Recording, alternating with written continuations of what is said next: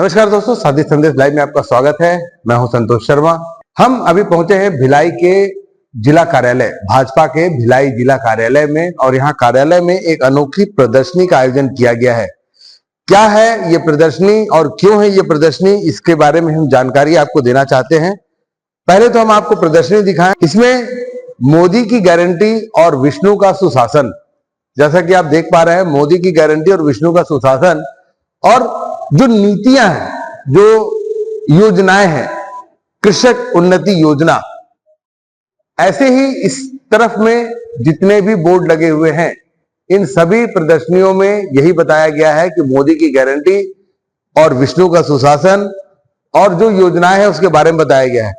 क्यों लगाई गई ये प्रदर्शनी, क्या इसका उद्देश्य है, ये भिलाई जिला अध्यक्ष भाजपा पुरुषोत्तम देवांगन जी का जो अवलोकन कर रहे हैं स्वयं भी। पुरुषोत्तम जी, स्वागत है आपका साथी संदेश लाइव में। जी एक अनोखी प्रदर्शनी देखने को मिल रही है जिला कार्यालय भिलाई में।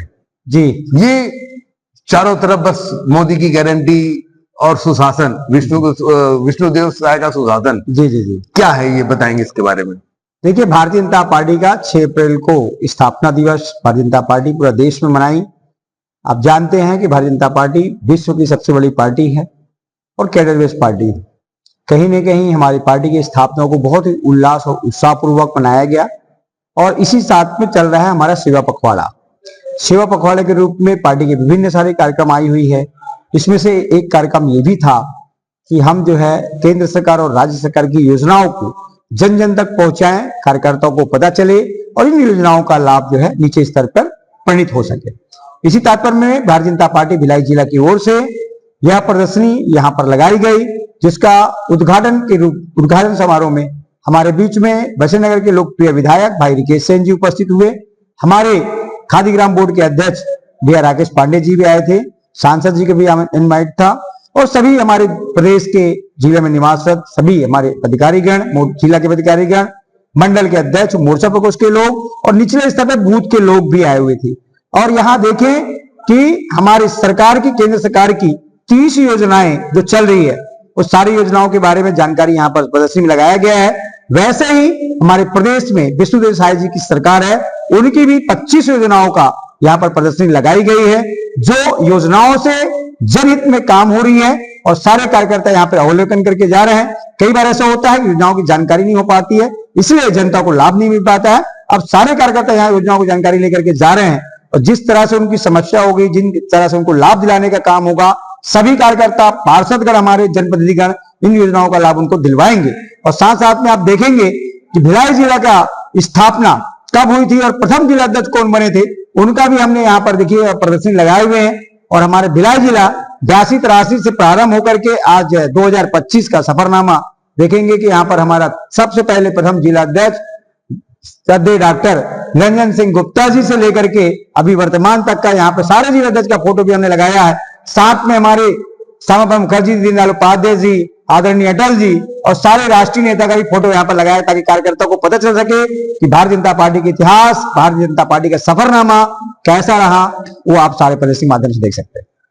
बहुत उम्दा सोच, एक अलग सोच, किसी जन तक नहीं जा रहे हैं, सिर्फ अपने कार्यकर्ताओं को चार्ज कर रहे हैं, पहले उन्हें योजनाओं की जानकारी दे रहे हैं, क्योंकि ये वही कार्यकर्ता है जो फील्ड में दौड़ते हैं, फील्ड में घूमते हैं, और ये जनसंपर्क के जरिए जन जन तक इन योजनाओं को पहुंचाते हैं।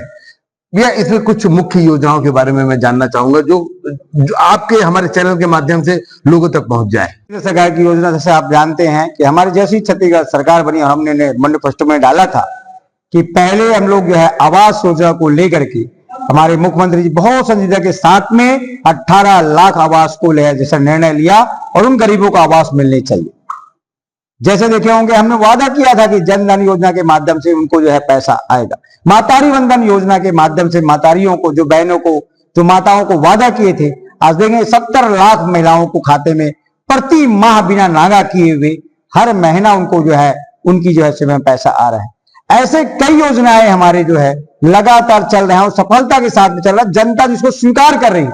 और आप देखे होंगे कि जो है विष्णुदेव सरकार जो है प्रदेश में चल रही है, और 13 महीनों में अभी इस तरह से अभी नगरीय निकाय का चुनाव हुआ, त्रिवर्षीय पंचायत चुनाव हुआ और जनता का अपार प्यार और आशीर्वाद 1,62,000 जनप्रतिनिधि का चुनाव हुआ, जिसमें 1,50,000 जनप्रतिनिधि जीत करके आए। मतलब ऐसा ऐतिहासिक जीत। मोदी जी की विजन, प्रदेश सरकार के काम, विश्वविद्यालय के सुशासन, ये सारी जनता को स्वीकार कर रहे हैं, आशीर्वाद दे रहे हैं। इसे देखे होंगे कि पूरा प्रदेश में सारे जनपद पंच से लेकर के पार्लियामेंट तक, अगर छत्तीसगढ़ में कहा जाए वन नेशन वन इलेक्शन का जो सपना हम देख रहे हैं और ये होने वाला है, मोदी जी जो इसका परिक्रमा कर रहे हैं, उस सपना को, वो परिक्रमा को छत्तीसगढ़ ने पूरा किया है और पूरी प्रतिनिधि हमारा पंचायत से लेकर पार्लियामेंट तक जीत करके आए। जनता का आशीर्वाद है। और मैं ये भी कहना चाहता हूं कि जिस तरह से हमको आशीर्वाद अपार मिला है, ऐसी चुनौती हमारी बढ़ गई है। इस चुनौती को समाधान करने के लिए हम यह प्रदर्शनी और इस योजना के माध्यम से जनता तक पहुंचने का प्रयास करेंगे। हम योजनाओं पे बात कर रहे थे। एक योजना है बहुत ही अच्छे से जो चल रही है, महातारी वंदन योजना जी। लेकिन इस योजना को लेकर के महिलाओं में कुछ असंतोष की स्थिति देखने को मिलती है।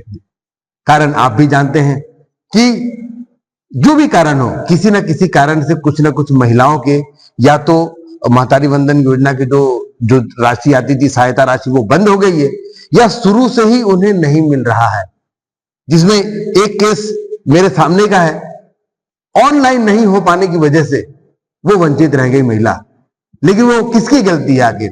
नगर पालिक निगम भिलाई में फॉर्म जमा करने की बात हुई थी, फॉर्म जमा हुआ, लेकिन वहां के लोगों ने, वहां के प्रतिनिधियों ने ऑनलाइन का काम नहीं किया। उसकी वजह से उस महिला को आज नहीं मिल पा रहा है पैसा। और अगर वो सक्षम होती तो मैं ये बात नहीं उठाता जिलाध्यक्ष जी।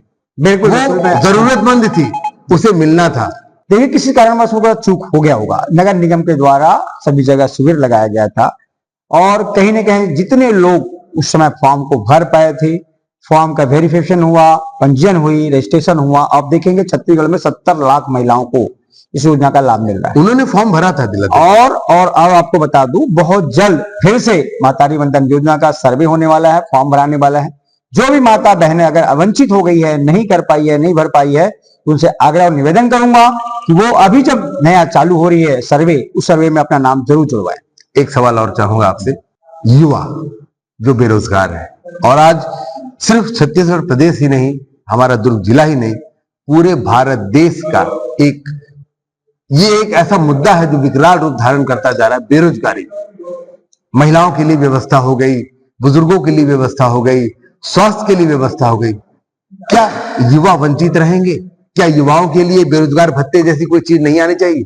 बिल्कुल आने चाहिए। देखिए, हमारी सरकार ने सारे दृष्टिकोण से, सारे वर्गों के लिए, सारे समाजों के लिए और सभी के लिए योजना बना। ये योजना ऐसा योजना है कि आप देखे होंगे कि जन जन तक इसका लाभ पहुंच रहा है। युवा साथी, मैं मानता हूं कि आज देश में 65% युवा है और कहीं ना कहीं युवा भारत है। युवाओं की सोच के लिए भी, युवाओं के कार्यों के लिए भी हम कार्य कर रहे हैं। आप देखोगे स्किल इंडिया, डेवलप इंडिया, ये हम जो है अभी जो प्रशिक्षण वर्ग युवाओं को करा रहे हैं, वो प्रशिक्षण कराने के बाद में उनको जिस क्षेत्र में उनका इंटरेस्ट है, उस क्षेत्र में उनको जो है हमारी सरकार के द्वारा युवाओं के लिए मुद्रा योजना का प्रावधान है। अगर वो प्रशिक्षण प्राप्त करके अपने रोजगार, स्वरोजगार अगर उपलब्ध करना चाहते हैं, तो मुद्रा योजना के तहत वो 10 लाख तक का लोन लेकर के अपना काम चालू कर सकते हैं। हम इसके लिए भी शिविर लगाने वाले हैं। अपने अपने विधानसभा में माननीय विधायक जी लोग, सभी लोग जो है शिविर लगाएंगे। जितना युवा उसमें आकर के अपना लोन का प्रावधान रहेगा। स्किल इंडिया के तहत 1 करोड़ रुपए तक का लोन है, जिसमें सब्सिडी 50% है। ऐसे भी युवाओं के लिए बहुत सारे काम चल रहा है। मोदी जी इस बात पर चिंतन करके आज कहीं ना कहीं 65% युवाओं का भी हित की बात कर रहे हैं। तो ऐसे प्रशिक्षण प्राप्त करके युवा ऐसे मुद्रा योजना और अन्य प्रकार की योजनाएं हैं, उन योजनाओं का लाभ लेकर के स्वरोजगार, स्वयं अपना रोजगार खड़ा करके 10 लोग को रोजगार दे सकते हैं। ऐसे युवा जो है आगे आकर के इन कामों में साथ दें और अपना भविष्य को गढ़ें।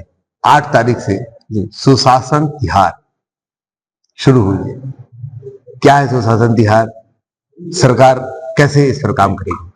देखिए, सुशासन तिहार हर साल जो है यह शिविर लगती है, और शिविर इसलिए लगती है, सरकार इसलिए जो है शिविर को लगाता है कि जितने प्रकार की जो समस्याएं लोगों की रहती है, कई बार ऐसा होता है कि जन दर्शन में आवेदन लगाते हैं, कई बार जो है ऑफिसों में आवेदन लगाते हैं, आवेदन में लेट लतीफ होती है, कहीं ना कहीं तदत कार्रवाई नहीं होती है। सुशासन तिहार का शिविर लगाने का मायने ये है कि हर वार्ड में शिविर लगाया जाएगा, और हर वार्ड में शिविर लगाने के बाद जोन स्तर में शिविर लगाया जाएगा। जोन स्तर के बाद में नगरीय पालिका निगम के क्षेत्र में शिविर लगा रहे हैं, गांव गांव में शिविर लग रहा है।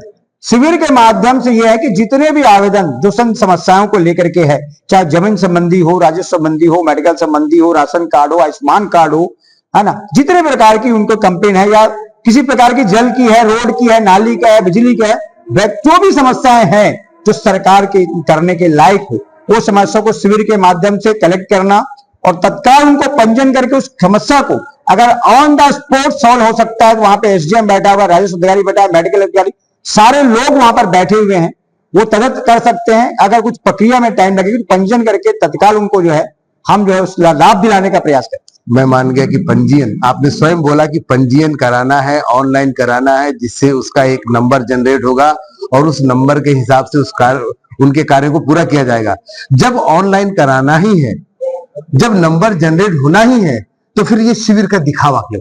देखिए, पंजीयन मेरे कहने का मतलब ये है कि जब आप समस्या को लेकर आएंगे तो स्वाभाविक बात है जो अधिकारी के पास जाएंगे, जिस विषय को लेकर के बोलेंगे, तो पंजीयन का मतलब ये होता है कि समस्या का पॉइंट वाइज नोट करना। पंजीयन मतलब होता है ऑनलाइन पंजीयन, ये नहीं बोला मैंने आपको लाइन पंजीयन। पंजीयन मतलब शिविर में आप आकर के अपनी समस्या को रख सकते हैं और हो सकता है तत्त अगर राशन कार्ड आपको बनाना है, आयुष्मान कार्ड बनाना है, आपको तत्काल जो सुविधा वहां पर उपलब्ध करा सकते हैं, तत्काल वहीं पे हमको बना करके दिया जाएगा।